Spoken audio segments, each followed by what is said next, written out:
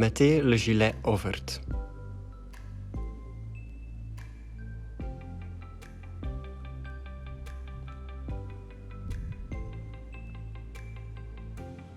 Fermez la fermeture élastique du ventre à la tension souhaitée.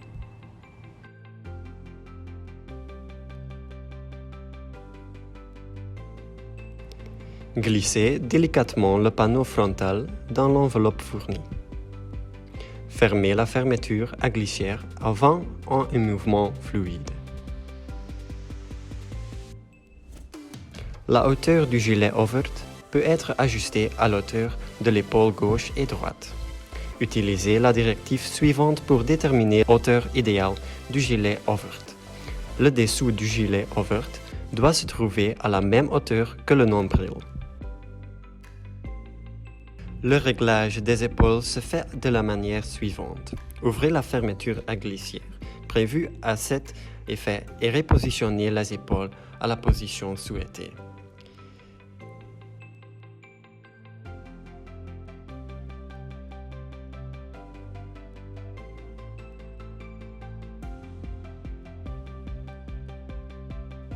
Assurez-vous que tout est bien plat et refermez la fermeture à glissière.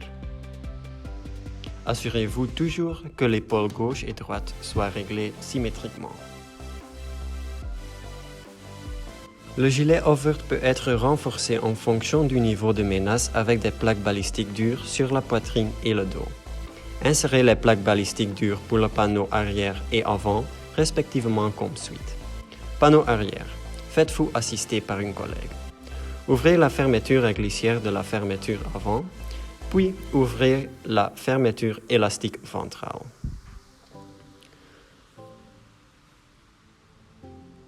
Ouvrez la fermeture latérale. Ouvrez la fermeture à glissière de la poche à plaque arrière. Contrôlez toujours que le côté haut et le côté corps soient positionnés dans la bonne direction. Faites glisser la plaque balistique dure dans le sac à plaque. Pour insérer la plaque balistique dure avant, ouvrez la fermeture à glissière de la poche à plaque et insérez la plaque balistique dure dans le sac à plaque. Refermez complètement le gilet ouvert selon le procédé connu.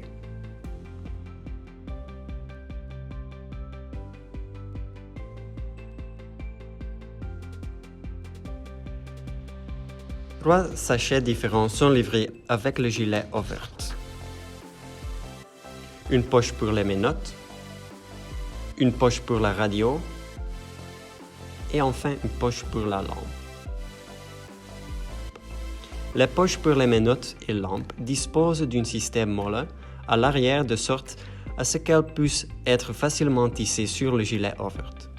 La poche pour la radio est équipée d'un clip Peter Jones et peut facilement être cliquée sur la station d'accueil Peter Jones.